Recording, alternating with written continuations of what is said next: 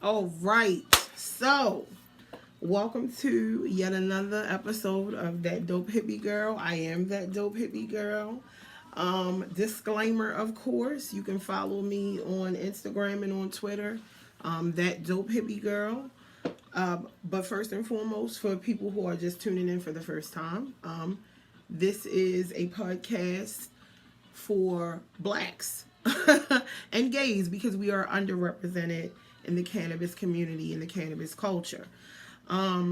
Few things off the top that I do all the time is I talk about strains. Today I'm going to talk about Gorilla Glue. In all, I think it's about 5 of them. I have tried 4 of them. Gorilla Glue is one of my favorites. I think possibly number 4 because it gives you that great hybrid feel. It gives you that, that good sativa functioning buzz. But you get the indica benefits of being able to actually relax and chill out.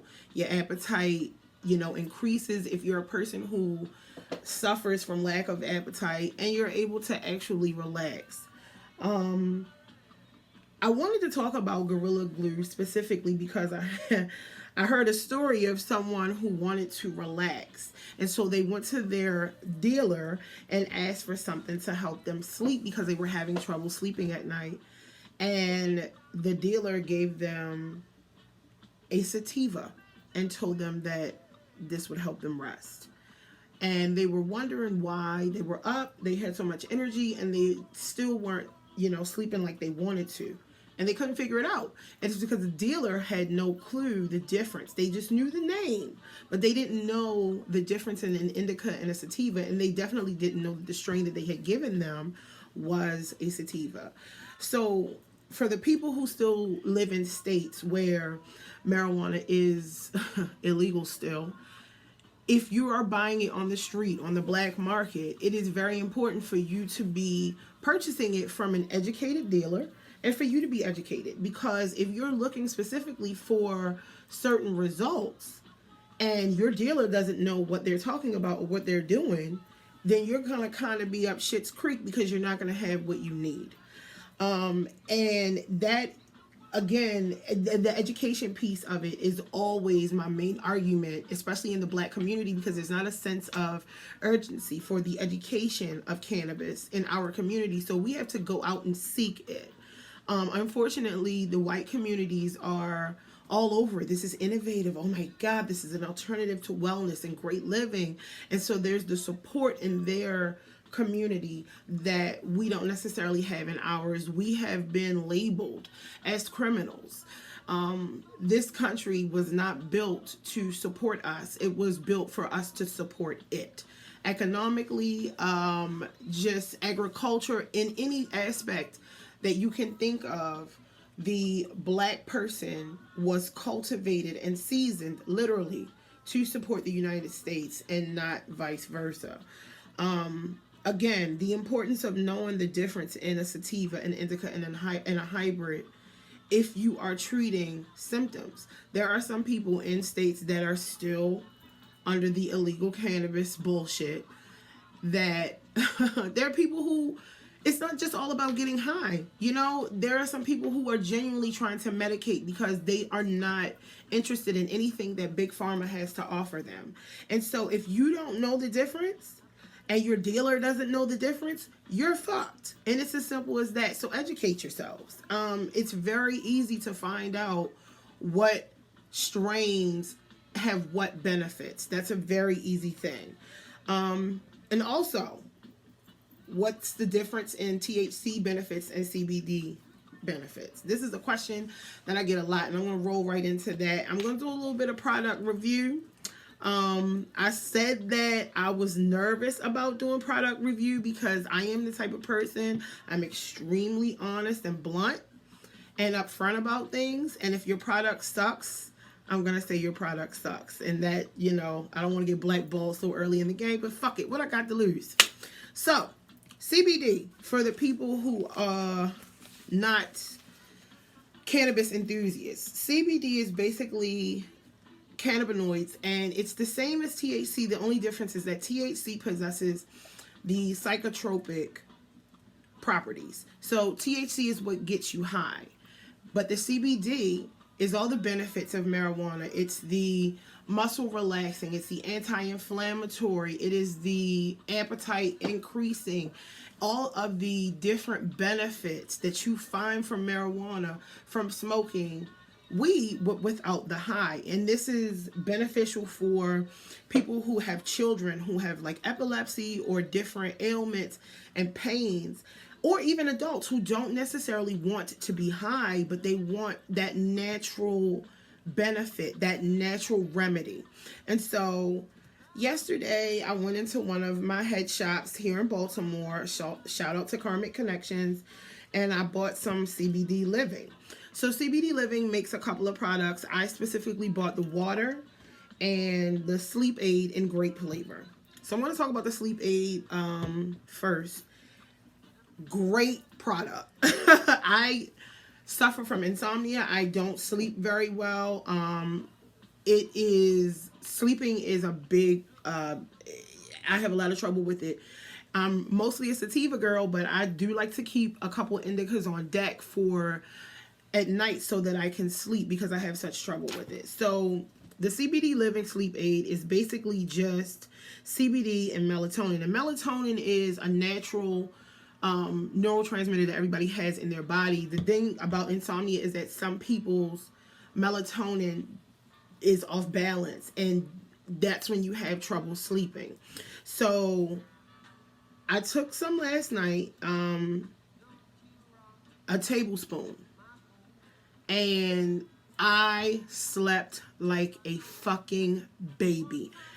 The difference, this is going to be my go-to. If you are not a person who smokes weed for your job, or you just still believe all the bullshit that it's bad for you, you will not get high from this. I want to say it one more time. CBD does not get you high.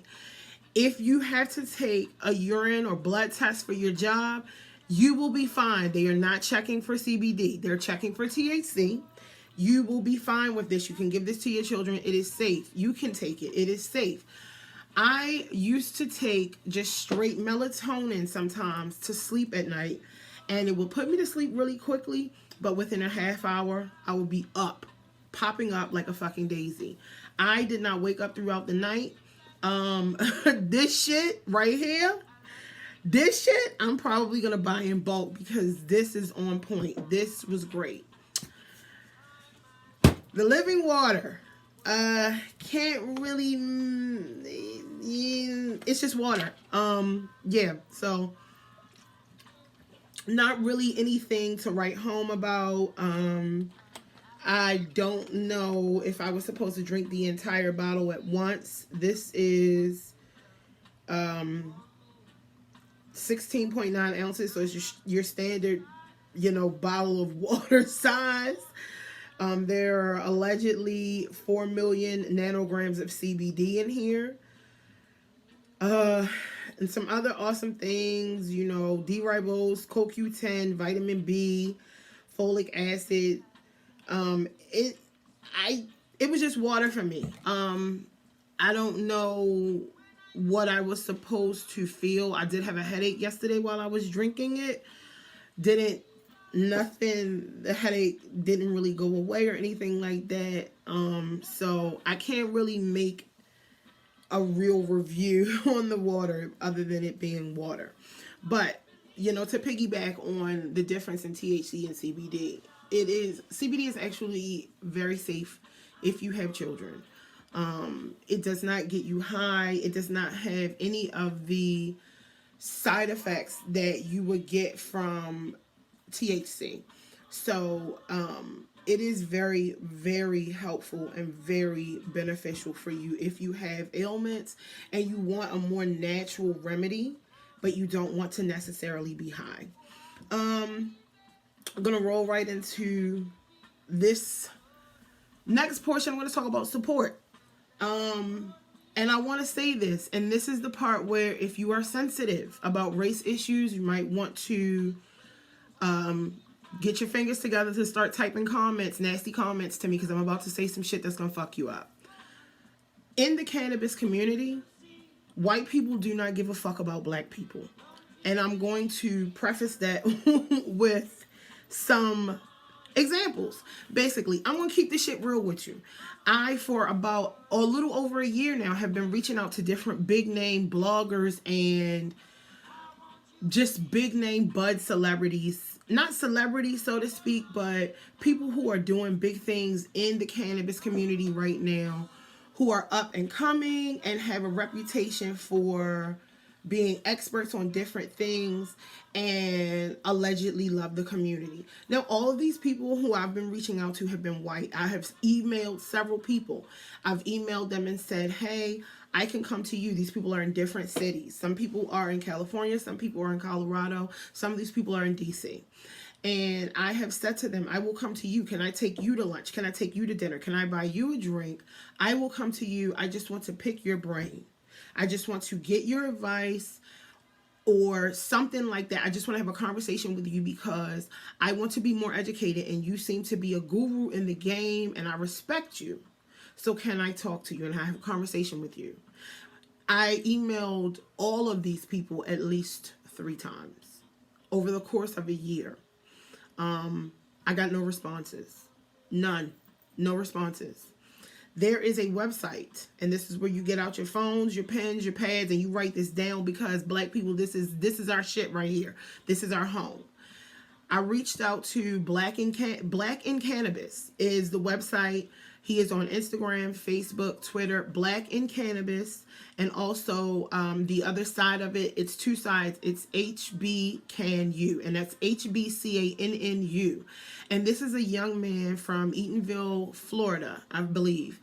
And basically what he does is his attempt is to educate our black young men and women who are college age, and not just those people, but the rest of us who are black and in cannabis, on the different laws that are attempting to govern and imprison us, and the benefits and some of the dangers of cannabis usage and just being black and using cannabis. I reached out to this young man, had to be about 10, 11 o'clock at night. I was just sitting here doing some work. I said, boom, contact. Just reached out to the brother. Just said a few nice positive words to this young man.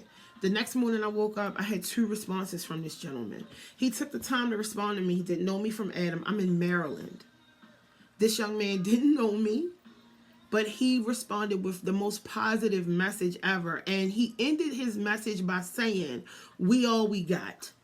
And that is the theme, honestly, of my entire That Dope Hippie Girl existence. Because I had noticed that blacks and gays are wildly misrepresented and underrepresented in the cannabis community. We are labeled as criminals, potheads. All we do is get high and fuck around and have babies and shit that the government has to take care of. And we go to jail because all we want to do is be lazy. We're not productive members of society.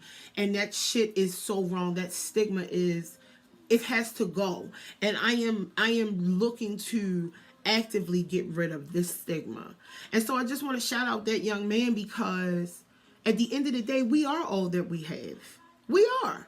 And he took the time. I've been trying to reach out to these fucking white people for over a year. And these motherfuckers never took the time to say, hey, let me get back to you or anything like that. These motherfuckers said nothing, but this young man took the time to get with a sister, and I'm here for it.